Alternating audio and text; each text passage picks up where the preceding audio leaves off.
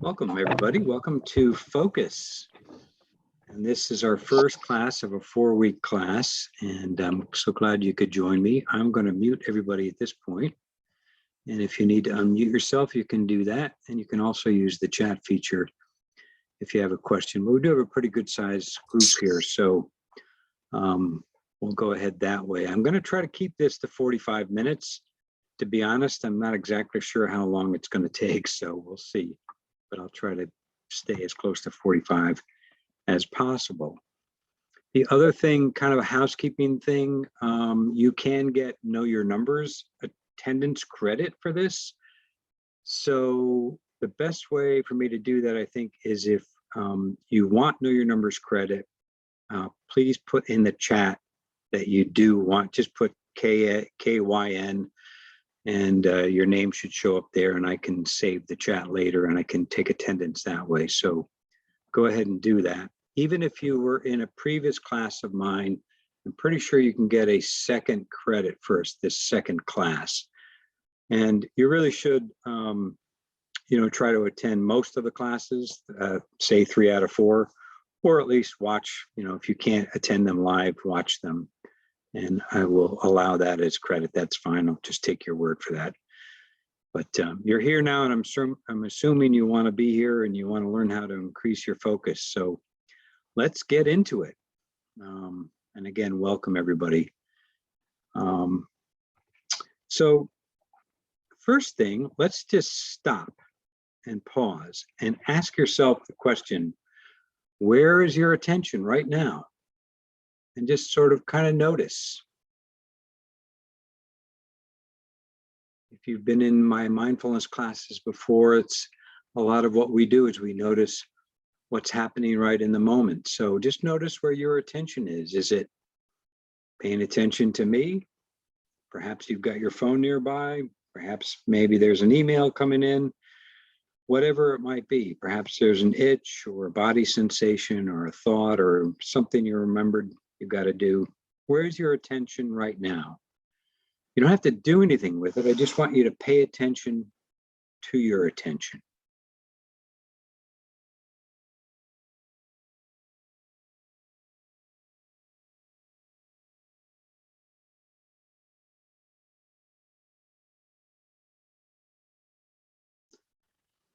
And as we do this pause, if you want to if you can, let go of what happened this morning, let go of what you're waiting to do later in the day, and just bring your attention here and now as best you can.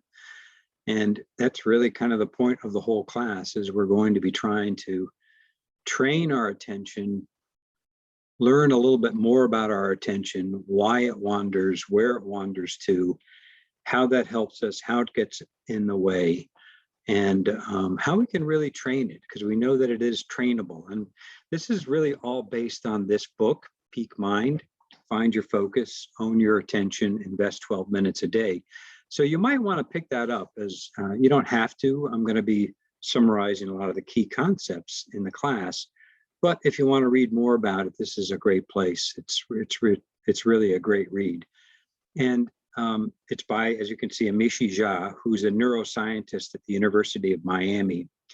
And she's done a lot of research on attention, and specifically attention with high-risk occupations, high-stress occupations like first responders, including healthcare, but also, police and military and fire and all those kind of folks. And so it's really quite interesting what she's come up with. And but that is the basic message, that our focus, our attention is trainable. And we're going to be talking about these 3 different things: the flashlight of attention, that's really the focus for today's class.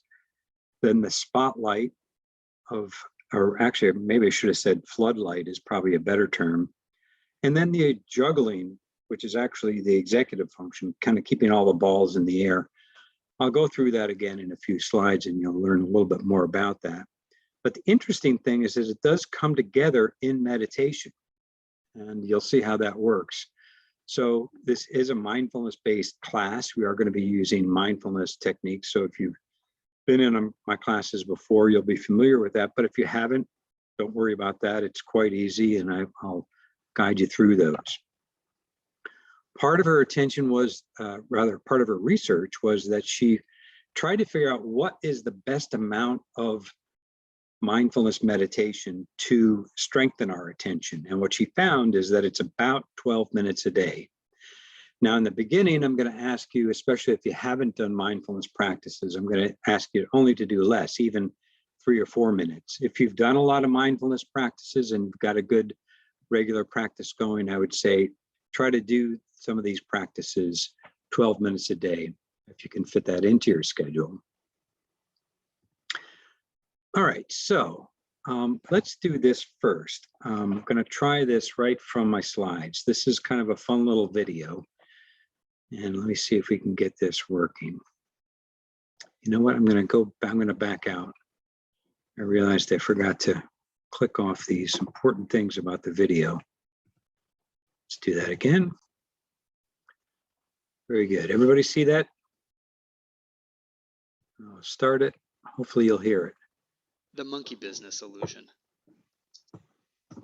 Count how many times the players wearing white pass the ball. Just going to pause it there for a sec. Everybody hear that and see that okay? Yes. Yes, Bud. Thank you. Here we go. This only is a couple of minutes.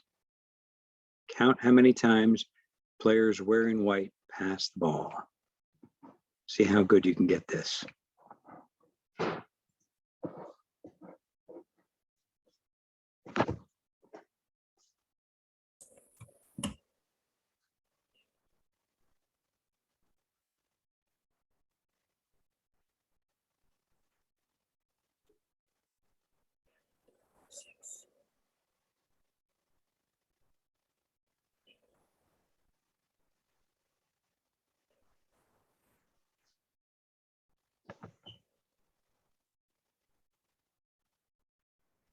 The correct answer is 16 passes.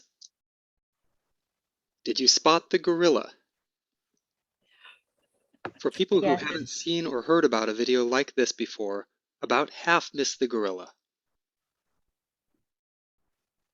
If you knew about the gorilla, you probably saw it.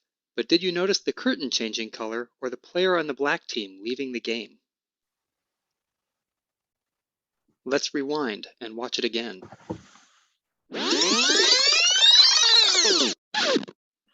Here comes the gorilla, and there goes a player, and the curtain is changing from red to gold.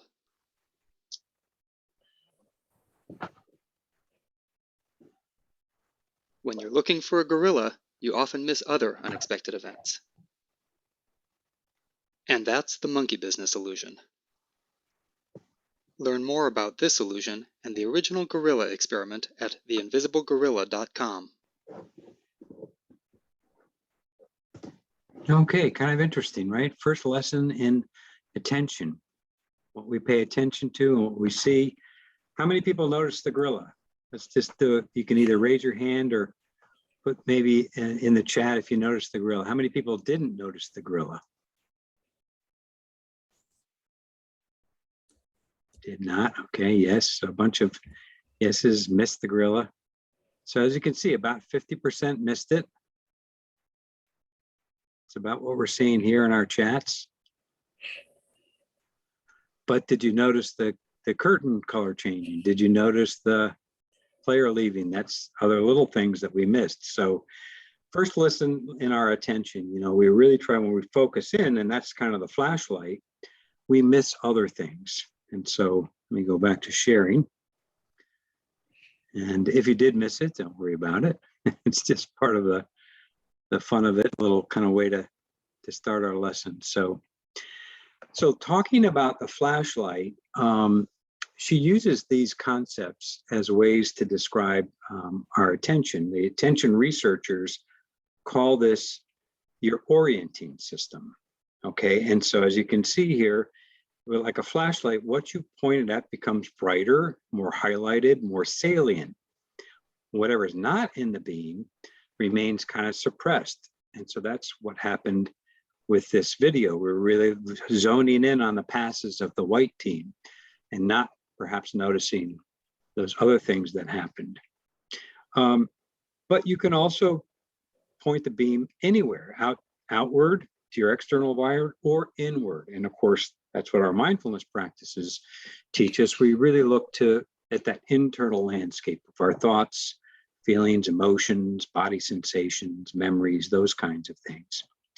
And then she points out also that we have this capacity to willfully direct and select this flashlight of ours to a person we're with, into the past or the future, or anywhere we want, we can point it. But I suspect, and if I were to ask you, why did you sign up for this class? A number of you said, you feel like you're scattered, your attention is all over the place. We have too much to do. There's a lot going on in our field of awareness. And so sometimes it feels like we have ADHD, right? I think we can all relate to that these days. And that's partly because our attention is being pulled in so many directions. I think a lot of you got a test of that, even just trying to sign up for this darn class. In LMS, you were trying to go in and it wasn't immediately evident where the focus class was, and you had to search for it. That was frustrating to me as well. So that was kind of your first test. And so then she also talks about the floodlight. And here, this is kind of the opposite of the flashlight. The floodlight is more open and broad. So it's kind of like as we approach a stoplight and the yellow light comes on, and you immediately go into this broader alert kind of attention system with a floodlight of, okay, what's going to happen? Who could come in from one part of the intersection or another? It's this receptive, alert state of vigilance kind of stance. And then there's the juggler. And the juggler is the part of our attention that kind of keeps it together. As you can see there, it oversees, it directs, it manages, moment to moment, trying to keep everything, all the balls in the air, trying to keep it all together. And that's our executive function. And if you think about it, if we didn't have this, it would be pretty hard to stay on tasks with the various projects and tasks that we have to do. So let's see, let me just stop and pause right now. I mean, just ask you, where's your attention right now?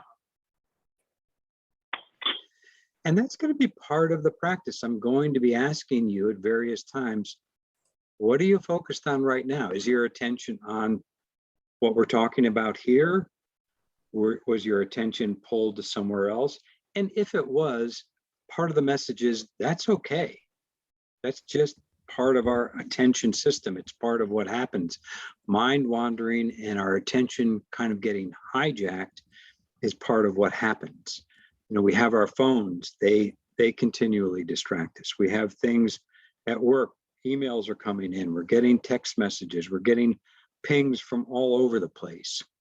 And so what the executive function, this juggler, kind of does is it helps us to override some of that. It helps us to update and refresh what's going on. And if we have a lot of tasks in our field of awareness, it kind of helps us stay on target, even though we get distracted by various things. Sometimes you're juggling and somebody throws another ball at you, right? Another task. And you have no choice but to deal with it. It might bump another ball out of the orbit, or maybe you choose to keep picking up more and more balls, thinking you can handle them all. I think we've all been there, right? So keeping in mind that there's three functions are all what's going on with our attention. Now, a little bit more about that. Bud, I just wanted to let you know that we can see the speaking notes. So Okay. when you jumped back, the view shifted again. So. Yep. So I'm scattering your attention. That's good. Well, Let's it sure gave me a good answer for what I was focused on at that moment. So. say that again. It was what? Let's try it this I way. said when you asked me what I was focused on, it was that. Like, Oh, okay. we can see it all. That was where was That's where giving my focus was, Bud. I was Thank giving you the you. floodlight view. All right, Yeah. so here's the main screen. I'll go back to sharing that again. And let me ask you now, do you see the presenter view at this Yeah, point? that looks great, bud. Oh, Yes. Yeah. now it's back on the other screen. Okay. You know what happens is I think it goes through the, when I do the video, I'll just do it this way.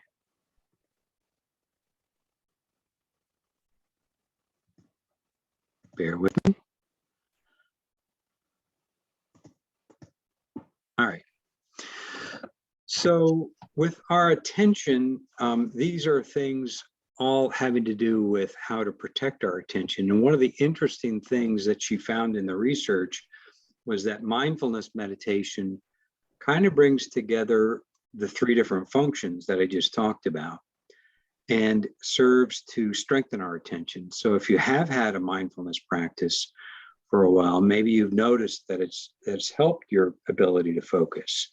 Because what happens is you focus on the breath, for example, very common in meditation, right? But then you notice, and our mind does this all the time, you notice that your mind or your attention got pulled to somewhere else. Some thought came up, or you're wondering what you're going to have for dinner, or something off of the to-do list. And that's sort of like the broad floodlight part of attention.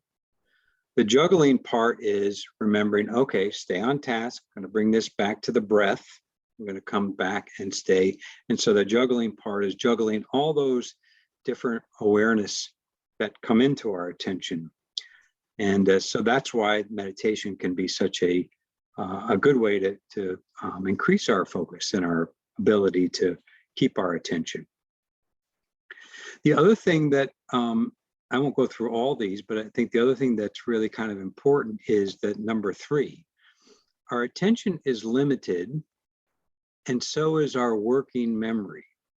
So what she points out that our attention really helps us to focus on what we need to focus on, right? Because there's so much stuff coming in to our field of awareness that our attention and this ability to focus kind of figures out exactly what we need to know to stay on task and to have in our working memory. Our working memory is that kind of like a whiteboard, she calls it. But the problem with you put on the whiteboard or the working memory, those few things that you need to know in the moment to stay on task, but it erases automatically because our attention moves to other things and they get placed in our working memory. So what happens is our working memory can get clogged in a sense.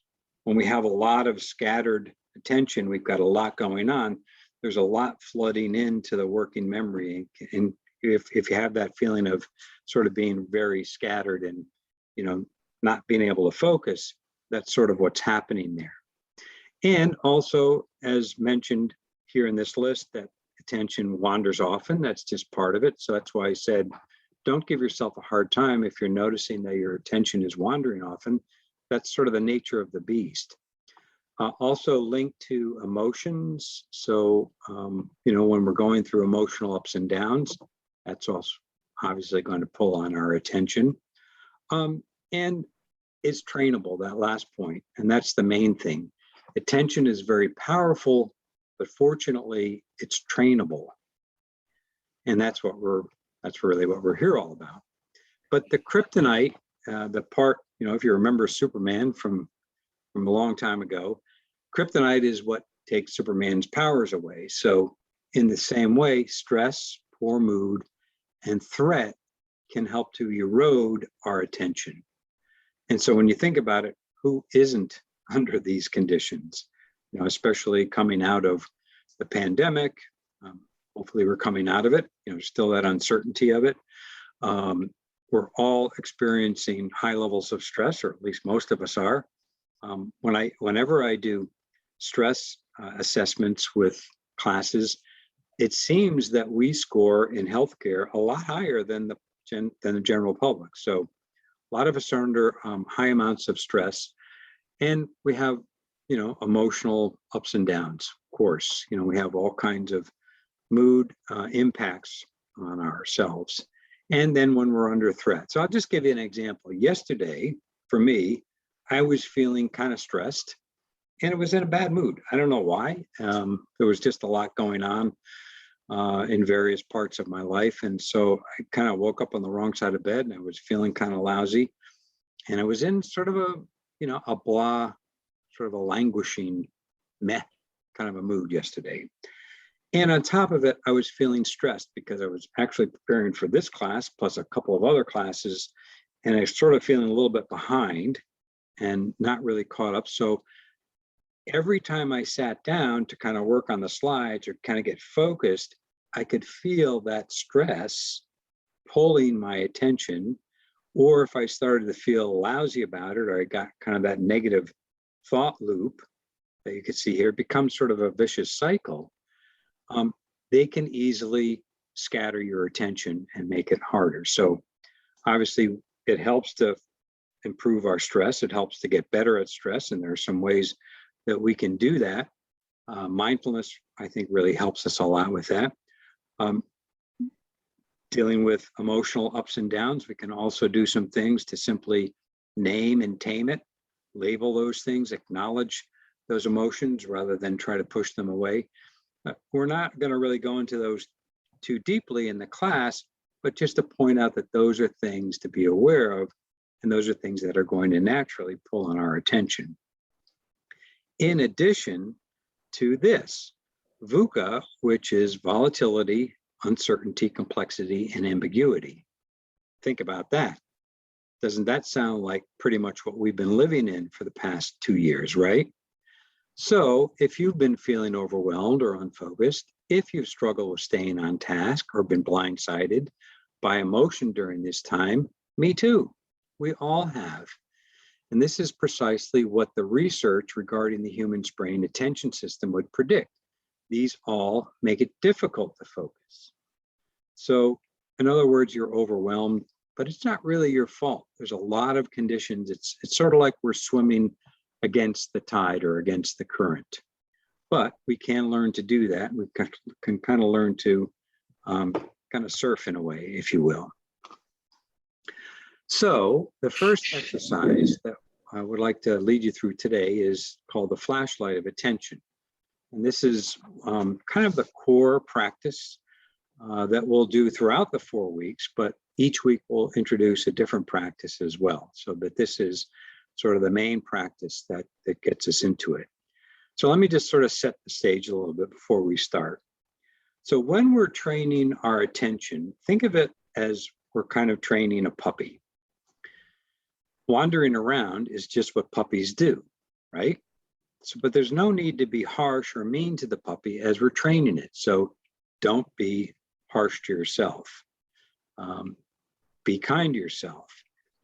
But also we're going to try to be consistent and clear with the instructions over and over again. So that's going to be the training part of it. We're going to adopt a supportive yet firm attitude as we engage in the workout. And that's really what it is. It's a workout for the mind. And we're going to notice mental habits. So whatever it is, when the mind wanders, we get into mental habits like ruminating or obsessing or justifying something or whatever it is. We all have those kind of conditioned patterns. But again, we're going to reframe that mind wandering so that we don't think of it as a failure or an error, but rather a cue, right? Simply a cue to begin again and reorient back to the target object. The more often we kind of gently guide ourselves and our attention back, the more easily it will follow. So this is where the training part comes in and it becomes a skill, just as our puppy would learn to do as we train the puppy. So breath awareness is a part of the practice. It can seem deceptively simple, and that's the beauty of it, really, when you think about it. We focus our attention on the breath, and when the mind wanders, return it. The instructions really are quite basic. That's simple. Yet what the exercise is actually doing to our brain's attention system is anything but. So let's do this practice. So just Get into a position that you're comfortable with. Move that out of the way. And take a moment to adjust yourself. And you want to kind of get yourself ready and just sit relatively upright, stable, and alert in your posture. You want to be comfortable, but not overly relaxed. So think upright, not uptight. Sit straight with your shoulders back, your chest open, in a posture that feels natural and embodies a sense of dignified presence. Let your hands rest comfortably wherever they are, the armrest or in your lap or on top of your thighs.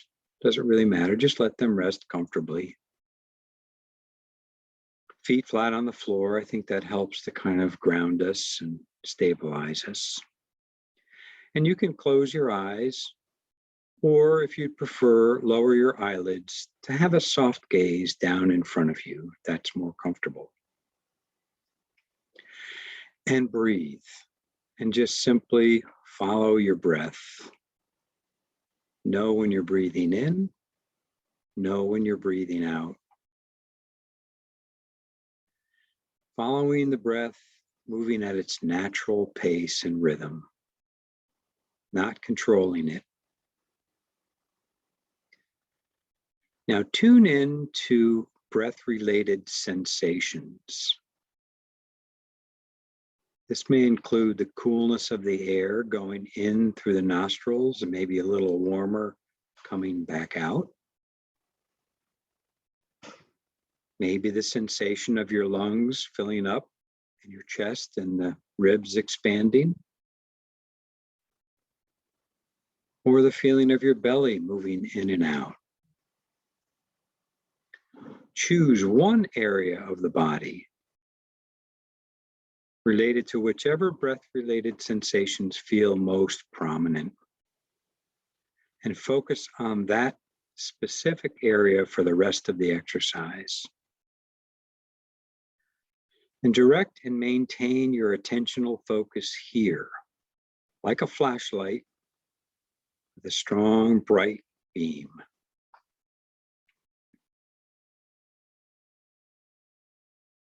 Just feel the breath moving in and out wherever you've chosen to focus this beam on. Focus on the sensations of each breath.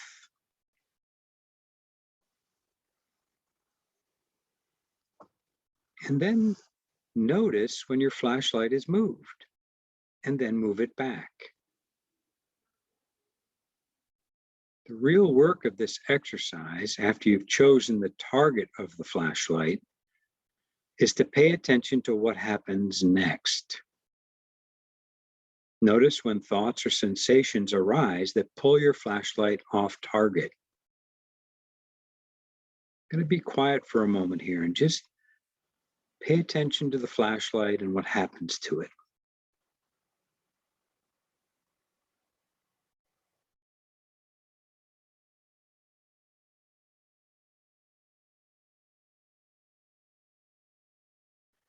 It could be a sudden reminder that there's something you need to do right after this, or it might be a memory floating up.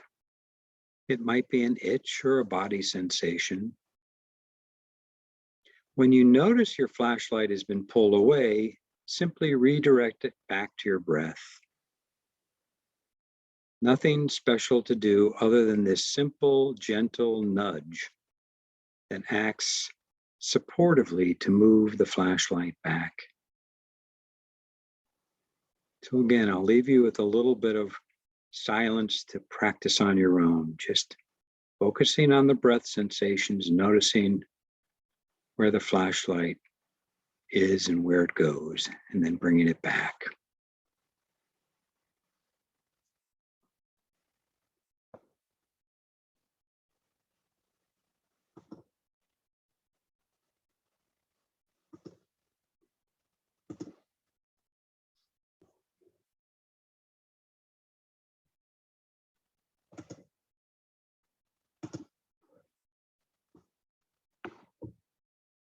What did you notice? Where did your flashlight of attention get pulled to? Sort of like walking down a dark walkway. You've got your flashlight pointed right in front of you to light your way, but you hear a sound in the bushes. So naturally, you turn the flashlight over to see what's there.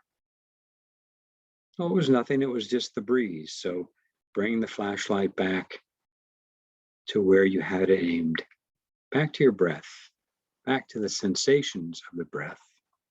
And each time you do that is like a push-up for your attention system. And that's it. That's the first practice. If you've had your eyes closed, you can open them, come back to your surroundings, and as we finish the practice. But that's the basic exercise.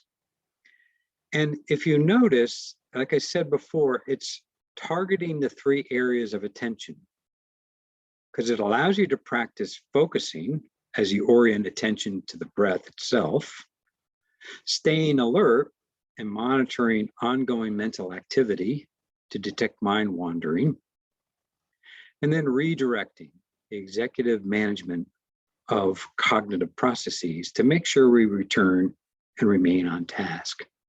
So that's the beauty of it. It's really quite simple. So before I move on to this and talk a little bit about what I'd like you to do in the coming week, let me just kind of open it up and see if anybody has any comments or questions. And what do you think about that exercise? You can either use the chat or feel free to speak up. What did you think?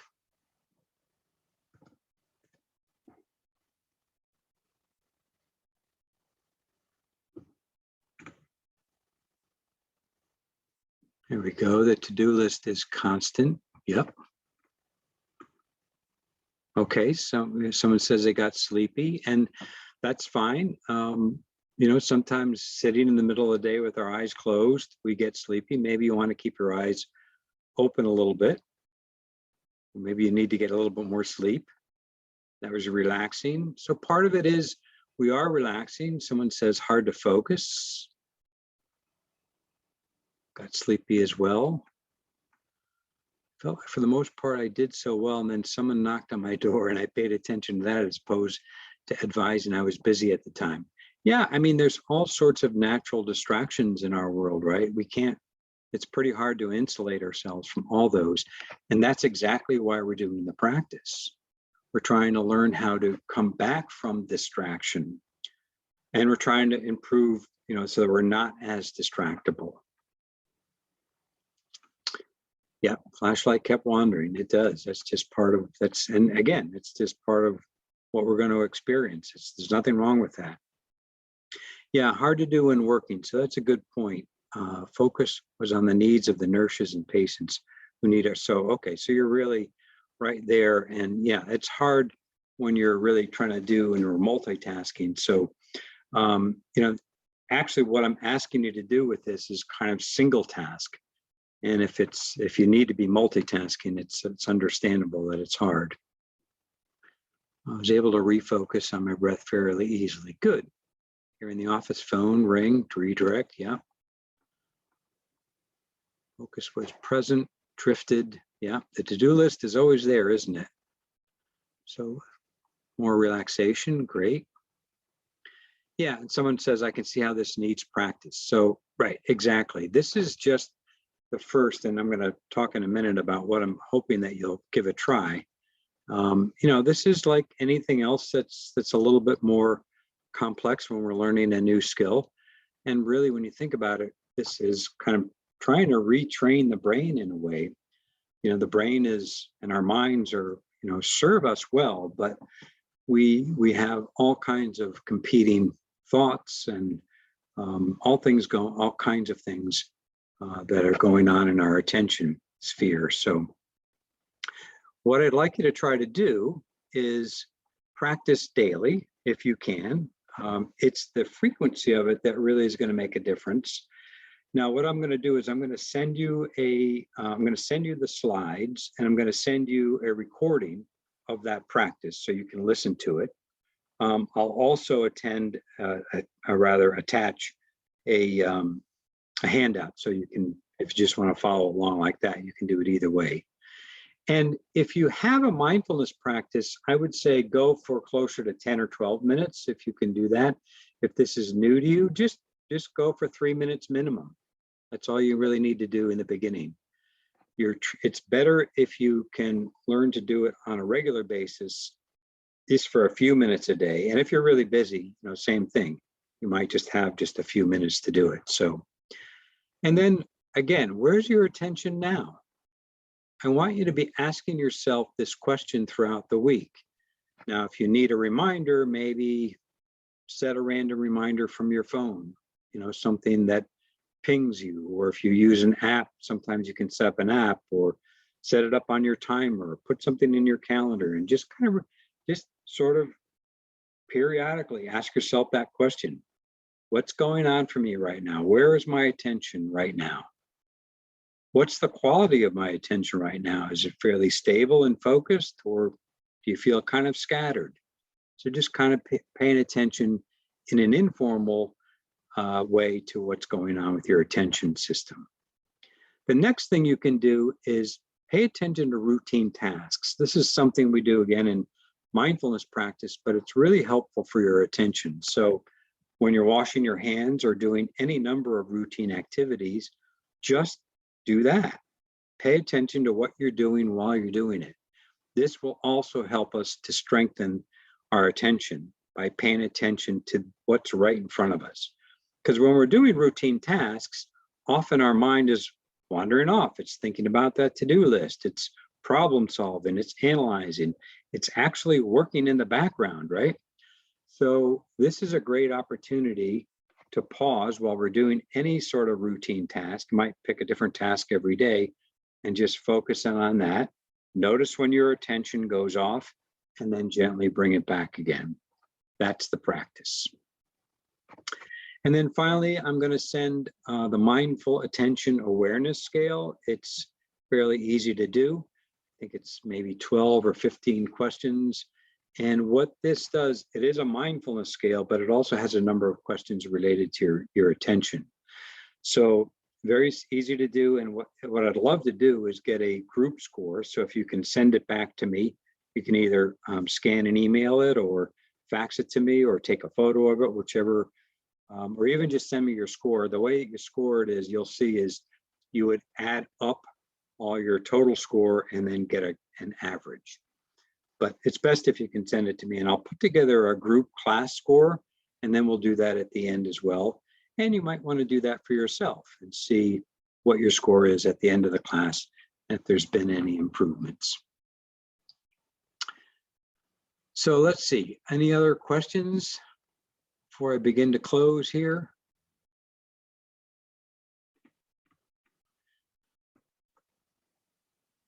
And again, I remind you, if you did not put in the about know your numbers, put that in, that you would like know your numbers credit. If you did it already, you don't need to do it again. And at this point, I'm going to go to the next slide. And I'm going to leave you with this. Let's see if this works.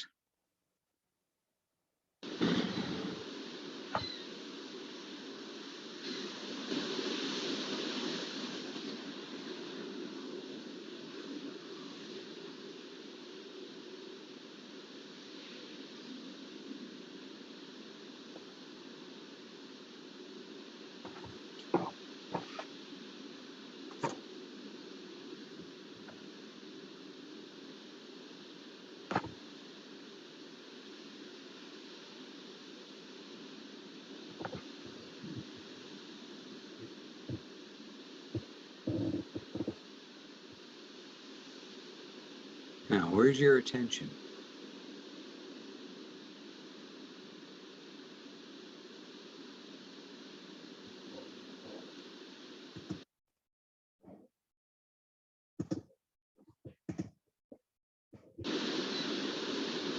Oops. Start it over. I'm going to fast forward it. Sorry about that. What do you notice? What are you thinking about? Where's your attention right now? No right or wrong answer. No need to judge it. Just simply paying attention to your attention. That's part of the practice.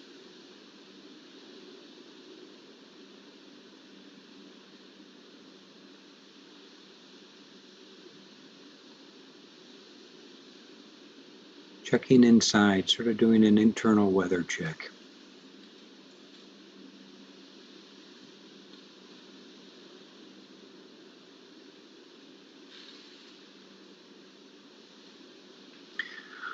All right, well, thank you, folks. I'm going to close it out and see any last questions before we finish. I'll open up the chat here. You're looking at the person on the beach. Yep, there's lots of things to look at there, right? That was in Florida last year, I think. Thanks, everybody. Thanks for being with me. Let me know if you have any questions. I will send out the link. I will send out the slides. I'll send out a couple of handouts, including that attention scale. I'd love to get that back from you if you have a minute or two. I'd appreciate that so much. So, Thank you, Bud. all right. Thank you all. Hope you have a great day. Me too. Thanks for You being too. here. Bye-bye. You too. Alrighty. Bye. Bye-bye. Thank you, Bud.